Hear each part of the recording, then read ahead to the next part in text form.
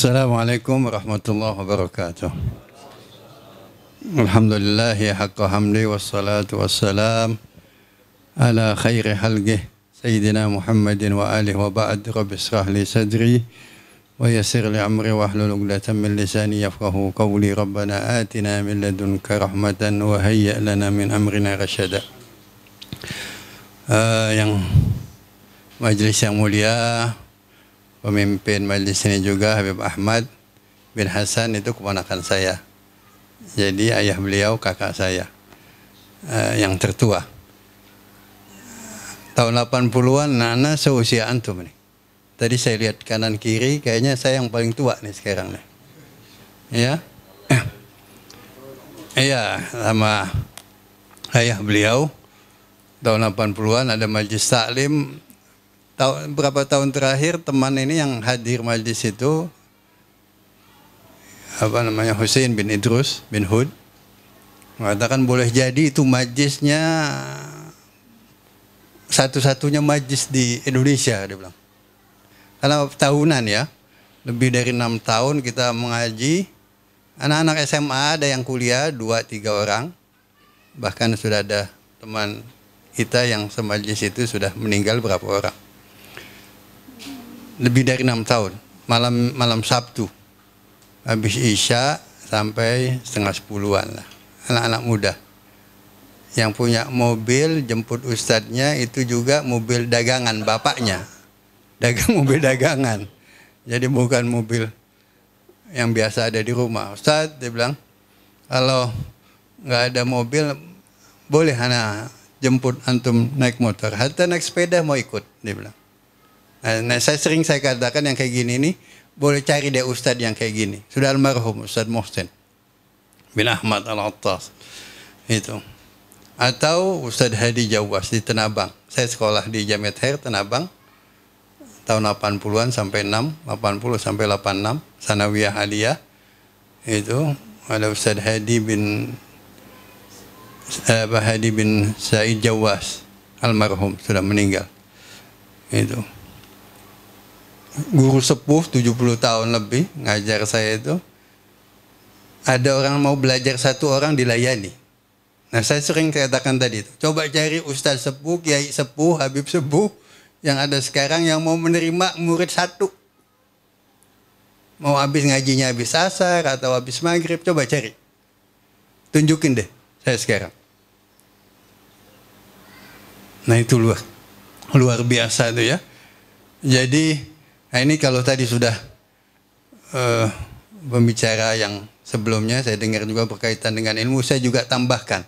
Di Indonesia berapa tahun yang lalu tempat saya ngajar ada wisuda, kemudian ada dosen tamunya Profesor Ali dari Bandung itu, UIN Bandung, mengatakan bahkan sudah disurvei juga sama teman saya yang doktor itu, bilang boleh jadi itu kurang. Jadi katanya orang Indonesia, anak bangsa Indonesia ini, sekarang kemarin baru 78 tahun Indonesia merdeka. Sudah tua, sudah cukup tua. Itu. Kakek-kakek sudah. Itu. Tapi anak bangsa Indonesia yang baru menyelesaikan sarjana S1 itu, seluruh Indonesia ya, yang 270 juta. Ya, sekitar seperti itu. Atau 265 juta lebih. Yang baru selesai S1 cuma 11%. 11%. 11% dari 265 juta atau 270 juta, sekitar 30 jutaan. 30 jutaan. Nah, saya alhamdulillah dengan ayahnya Ustadz Ahmad ini, akhi, saya punya kakak itu ditinggal wafat sama orang tua. Saya lagi ingat-ingat, itu ternyata alhamdulillah. Itu kalau ibu meninggal duluan ditinggalkan bapak hidup tinggalkan anak yang masih sekolah, itu stres berat itu. Iya, stres berat. Atau dia nyusul istrinya deh meninggal. Tapi ibu, saya punya ibu, neneknya Habib Ahmad. Ini sampai anaknya nikah semua dan kuliah. 2 di luar negeri, saya sama kakak perempuan di UIN, 1 di UI. Anak-anak yatim. Nggak ada pekerjaan ibu itu. Itu. Kalau bapak yang meninggal itu stres berat tuh saya katakan itu. Alhamdulillah, karena apa? Ada kemauan yang mau kuliah seperti itu. Di kampung saya juga lagi ingat-ingat tuh di Selipi, Palmerah. Yang sebaya dengan saya, yang dihitung dengan bisa selesai sarjana, seperti saya alami bisa kuliah selesai, S1 bahkan saya masuk S2 itu boleh dihitung dengan jari. Bisa dihitung dengan jari itu.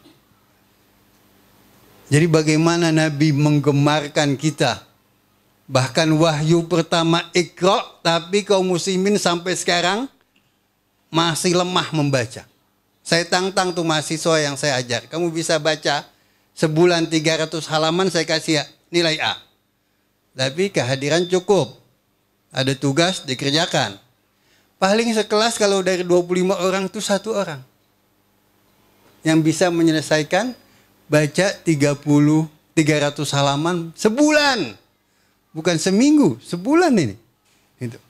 Ini menunjukkan apa? Minat bacanya minim. Apalagi sudah ada ini. Teman saya yang dosen juga, yang dokter tadi. Dia kecewa, mahasiswa nggak ada yang ke kelas itu bawa buku. Semuanya bawa HP. Nggak ada buku lagi. Nggak ada yang mau beli buku. Memang betul kenyataan seperti itu. Dan kita jadi orang tua, mana ada orang tua anaknya ulang tahun nih kasih hadiah buku. Saya ada teman kerabat atau anak sepupu yang mau nikah, saya tahu nih orang tuanya kurang membimbing apa yang berkaitan dengan rumah tangga. Ada buku tentang rumah tangga yang saya anggap bagus. Saya simpan, saya fotokopi. Bukunya sudah nggak terbit lagi, tahun 90-an itu baru terbit. Kewajiban suami istri dalam Islam, buku terjemah. Ibrahim Amini. Tugas suami, tugas istri, bagus itu nasihat-nasihatnya. Ada yang mau nikah anak muda, kamu baca, terakhir sebulan yang lalu saya punya keponakan, baca, selesai, dia bilang kasih istri kamu baca. Itu. Nanti saya ketemu lagi, saya tanya, sudah belum dibaca itu bukunya? Ada yang baca betul, bagus isinya. Ah, bagus, berarti dia baca.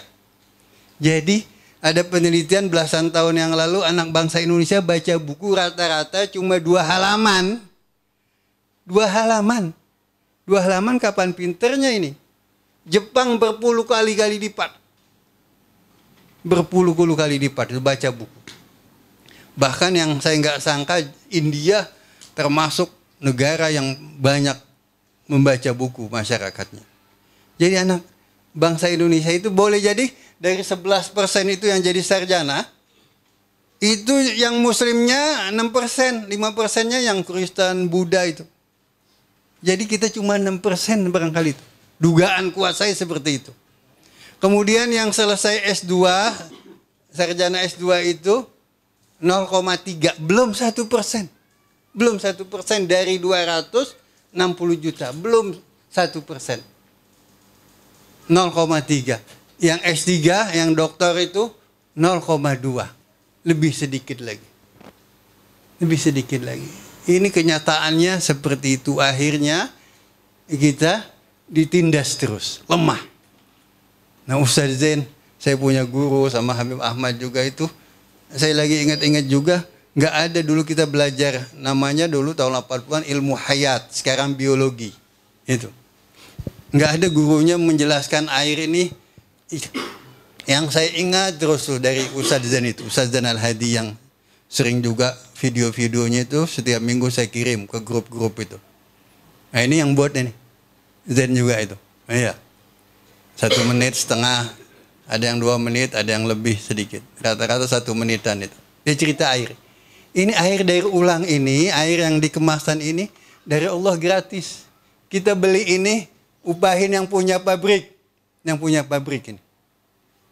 Dibawa ke sini dari Sukabumi, ini dari airnya gratis. Dan air dia katakan itu yang berkesan itu air yang kita gunakan untuk wudhu tadi, sholat subuh. Sampai asar tadi, boleh jadi air itu pernah dipakai sama kakek kita yang pertama, kedua, ketiga. Atau boleh jadi air yang kita pakai untuk wudhu sehari-hari itu pernah dipakai sama Nabi Muhammad. Dan sahabat-sahabatnya. Wasama iza teraj, demi air, demi langit yang mendaur ulang. Airnya ini juga. Kita minum nanti keluar pipis ke sungai, besok ke laut, siang hari dipelototi sama matahari, naik ke atas, turun lagi, ditampung lagi. Ini juga, kok kita nggak geli? Allah maha mengetahui, maha bisa. Innallaha ala kulli syai'in qadir. Nggak ada tangan insinyur yang terampil ikut tampil. Dan Allah katakan itu apa? Allah jadikan wa ja'alna minal ma'i kulla syai'in hayy. Hidupin. Lihat, dikasih gratis sama Allah, mudah didapatkan di mana-mana.